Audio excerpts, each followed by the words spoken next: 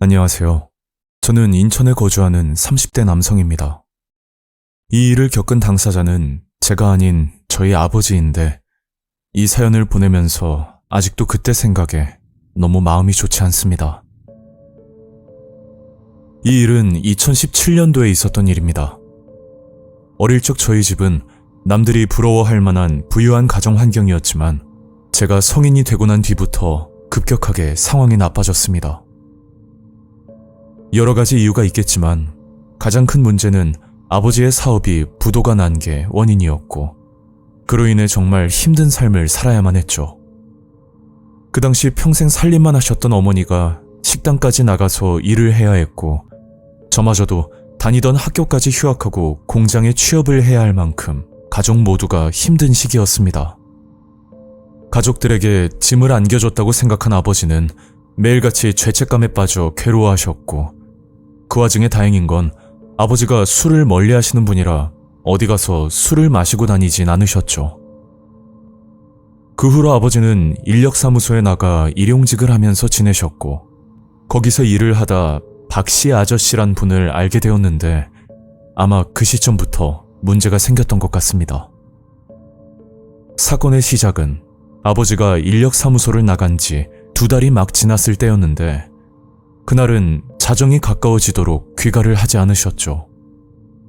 아버지의 성격상 늦으면 늦는다고 필히 연락을 하는 게 보통인데 그날따라 아무 연락도 없었고 심지어 전화기까지 꺼져 있던 상태였습니다. 저와 어머니는 걱정이 돼서 잠 한숨 못 자고 아버지를 기다렸는데 대략 새벽 2시가 넘은 늦은 시간에 아버지가 집으로 들어오시는 겁니다.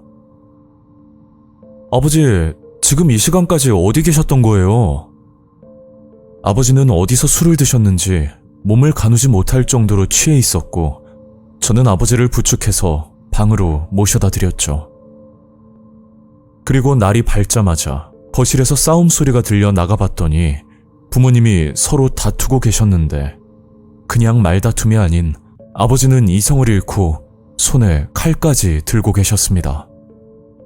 저는 아버지를 뜯어 말렸고 다행히 싸움은 일단락되었는데 나중에 알고 보니 아버지가 술을 먹고 늦게 들어온 탓에 아침 일찍 일을 나가지 못했고 그 문제로 인해 어머니와 다툼이 시작된 거라고 그때는 그렇게만 알고 있었죠.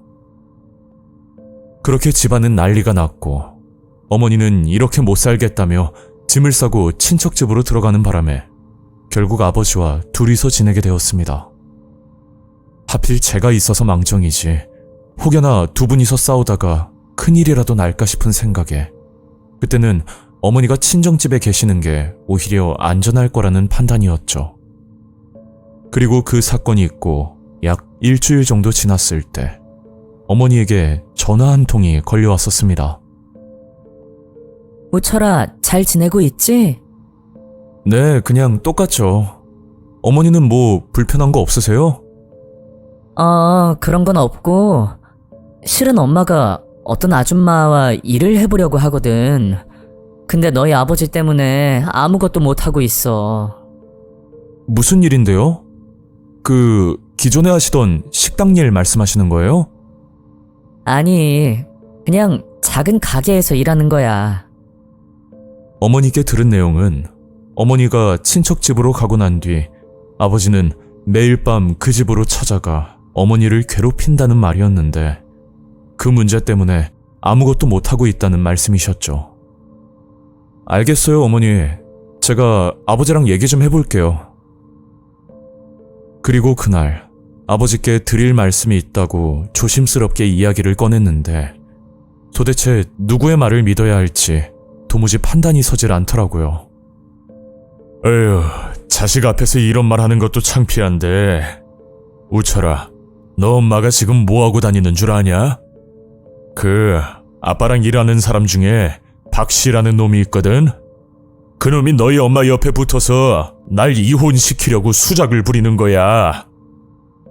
아버지의 말은 어머니가 박씨 아저씨와 바람이 났는데 아버지와 이혼을 하고 나서 둘이 살림을 차릴 계획을 세우고 있다고 말을 하는 겁니다.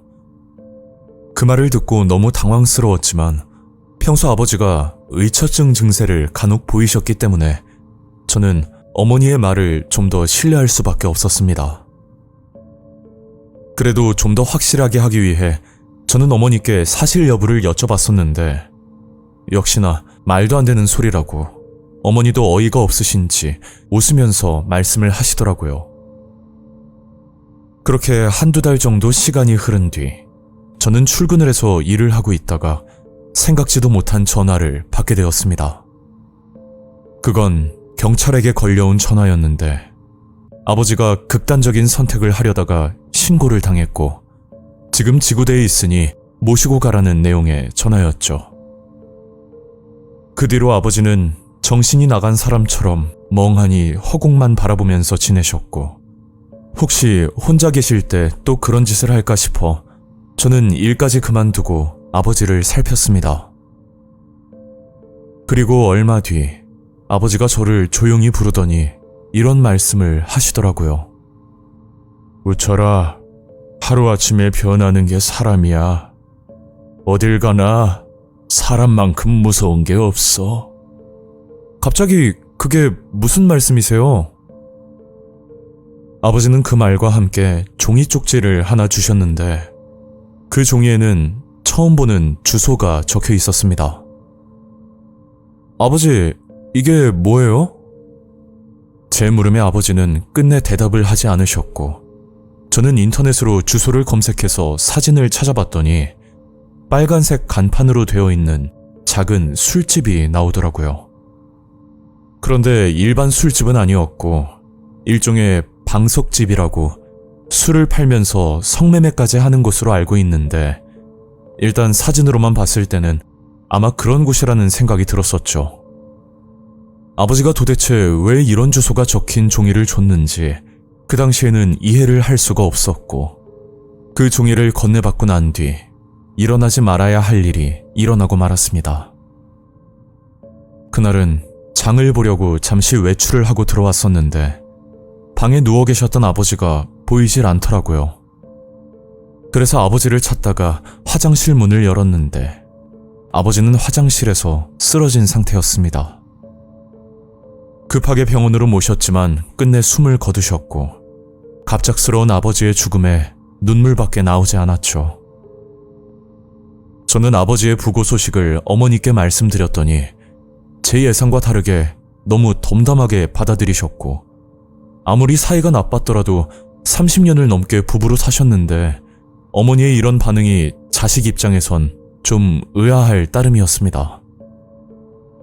그렇게 장례는 끝이 났고 그제야 어머니는 집으로 들어오셨는데 뭔가 이질감이 느껴질 정도로 어머니는 다른 사람이 되어 있더라고요. 오랜만에 집에 와서 그런 게 아니라 어머니의 말과 행동을 보면 저희 어머니가 맞나 싶을 정도로 확연하게 달라져 있었습니다. 그때는 아버지도 돌아가시고 어머니도 그동안 힘드셨기 때문에 그런 거라고 넘겼지만 얼마 뒤 생각지도 못한 소름 끼치는 사실을 알게 됩니다. 우연히 제 방 서랍장에서 편지 한 통을 발견하게 되었는데 그건 아버지의 유서였습니다. 그 내용은 믿기 힘들 정도로 충격이었고 만약 이게 사실이라면 이 집에서 지낼 수도 없을 만큼 무서운 내용이었죠. 유서의 내용을 보면 아버지가 극단적인 선택을 시도하기 전부터 목숨의 위협을 받고 있었다는데 이 사건은 박씨 아저씨와 밀접한 연관이 되어 있었습니다. 아버지는 박씨 아저씨와 둘이서 밥을 먹고 있었는데 그 식사 자리에 어머니를 부르게 됐고 박씨 아저씨는 저희 집 가정사를 딱하게 생각하면서 어머니에게 한 가지 제안을 했다고 합니다. 그건 어머니가 방석집에서 일을 하는 조건으로 2천만 원을 빌려준다는 말이었는데 아버지는 극구 반대를 했지만 어머니는 식당 일이 힘드셨는지 박씨 아저씨 말을 따르기로 했었답니다. 그날 아버지가 칼을 들고 어머니와 싸웠던 것도 바로 이 문제 때문이었는데, 어머니가 집을 나간 뒤에도 아버지는 계속 어머니를 찾아가 그런 일을 하면 안 된다고 설득을 시키려고 했지만 그게 말처럼 쉽지 않았다고 하더라고요. 결국 그 상황을 보고 있던 박씨 아저씨가 어머니 옆에 붙어 아버지를 협박하기 시작했고, 겁을 주기 위해서 산으로 끌고 간 적도 있었다고 합니다. 그리고 마지막 내용이 진짜 소름이었는데, 아버지를 협박해서 해결이 되지 않으면 아들인 저에게 타깃을 돌리려고 했었답니다. 이 모든 사실을 알고 있던 아버지는 본인이 해결해야겠다는 생각을 하셨던 거고, 30년을 넘게 같이 사셨던 어머니가 그런 일을 한다는 것을 인정하는 게 힘들었는지 그냥 죽는 게 낫겠다 싶어 아버지는 화장실에서 목숨을 끊어버렸던 겁니다. 아버지가 남긴 유서를 모두 읽고 난 뒤 어머니의 얼굴도 보기가 무서웠고, 저는 핑계를 대면서 회사 기숙사로 들어가게 되었습니다. 그리고 아버지가 종이에 적어줬던 주소가 생각이 나 그리로 찾아가 봤더니 글쎄 어머니가 손님과 술을 마시면서 웃고 계시더라고요.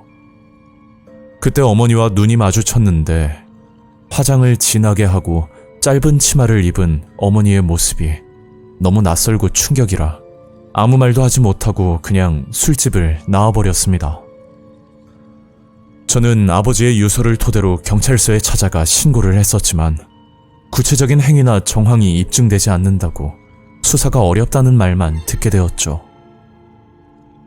그 후로 저는 어머니와 연락을 끊고 지냈고, 현재도 거기서 일을 하고 있는지는 모르겠지만 아직도 저는 빨간 간판으로 새겨진 술집만 보면 참 많은 생각이 들면서 한편으론 무섭기까지 합니다. 오늘 이야기는 여기까지입니다. 구독과 좋아요 잊지 않으셨죠? 다음 영상으로 또 뵐게요. 감사합니다.